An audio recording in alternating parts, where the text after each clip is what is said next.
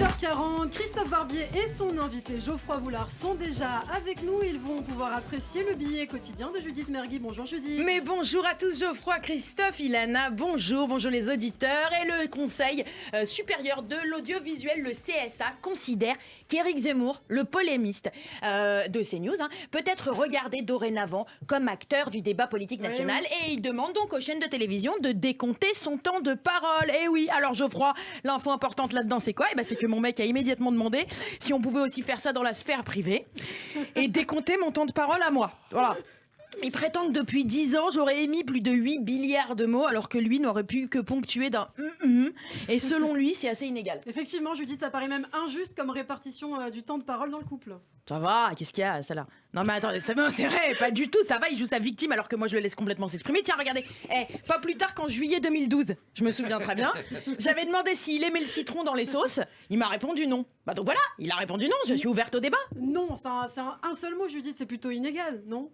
Non mais alors déjà qu'est-ce que c'est que cette intonation des cours Florent, mais raté quoi, on vous a appris vous quoi Florent. Alors non, je suis désolée, c'est pas du tout inégal, je suis pas responsable moi de la pauvreté du vocabulaire de mon mari, pardon. Bon donc au moins vous ne mettez plus de citron dans les sauces. Ah bah si, je suis ouverte au débat, je suis ouverte à la démocratie, ça va pas non plus, faut pas déconner. Attendez, le mec aime pas l'acidité, il se met en couple avec une humoriste, c'est que le mec est ambivalent quand même.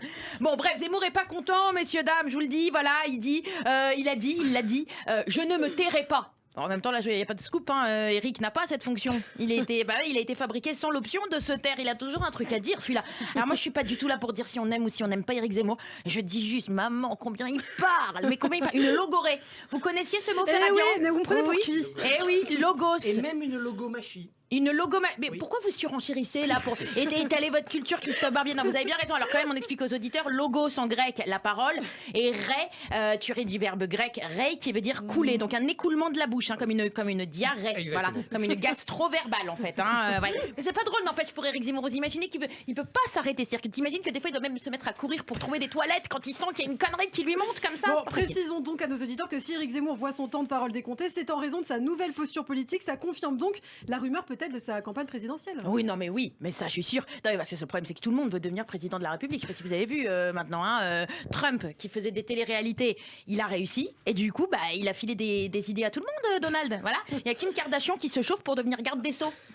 Enfin, tu me diras, tu vois sa famille, tous les sceaux sont déjà très bien gardés. Alors voilà, non. Et alors nous, notre Rico en France qui veut diriger le pays. Alors moi, je sais pas quoi vous dire. Encore une fois, je donne pas mon avis sur le mec, mais Rico, soyons sérieux, je veux dire, président Roya. C'est pas un buzz CNews, là, je veux dire, on parle de diriger le pays, la Ziz. C'est-à-dire que, moi, si, je veux dire, si les Français décident de les lire, c'est que les Français ils ont envie de buzz. Voilà, c'est qu'ils veulent pas d'une France calme. Je suis désolée, parce que Eric, il va nous autoriser la vaccination que aux gens qui ont du sang pur et qui portent un prénom français. Alors bon, Geoffroy, Christophe, vous êtes ok, d'accord ? Mais Ferradian, mais c'est foutu pour vous. Vous repartez dans vos collines d'Arménie, puis là vous allez chercher une 3e dose Pfizer, on va rigoler. Qui d'autre pourrait devenir président ? Sinon, moi, je suis très déçue que Cyril Hanouna ait lâché l'idée. Ah oui. Ah bah oui, parce que moi, si Macron, imagine, Emmanuel Macron fait des vidéos avec MyFly et Carlito, Cyril aurait fait quoi ? Un TikTok avec Bob l'éponge ? Non mais on va. C'est un sujet que connaît bien Christophe d'ailleurs, le sujet Cyril Hanouna. Eh oui, vous maîtrisez. Raoult en tant que candidat, moi j'ai pensé. Par contre, ça va nous coûter encore plus cher que le coiffeur de François Hollande, cette histoire. Voilà, on a qui ? Moi je voulais Joe Star, juste pour assister à une rencontre avec Poutine. Un truc un peu musclé comme ça. Un truc gangster. Et puis j'ai pensé surtout à Nabila. Nabila, présidente, elle a tout. Regarde, la jeunesse de Macron, la répartie de François Hollande, la cage thoracique de Gaulle. Voilà, les coups de poignard de Pétain, et puis surtout, elle a du shampoing. Non mais allô, quoi. Elle a tout ce qu'il faut, Nabila. Eh bien, merci beaucoup, Judith Mergui. Et vous, alors, c'est pour quand la campagne ? Mais franchement, je le dis comme ça, je le glisse aux auditeurs, mais pensez-y. Judith Mergui au pouvoir, il y a quelque chose. Ouais. Pensez-y. Geoffroy Boulard veut intervenir. Non ? Non, j'écoute. Geoffroy. Et il faut se préparer. Ça vous effraie pas une candidature ? Ah oui, préparez-vous. Non mais accueillez cette idée. Embrassez cette idée. Présider le comité de soutien. Eh bien, merci. Avec plaisir, merci beaucoup, Judith Mergui. Tout de suite, sans plus tarder, c'est l'invité de Christophe.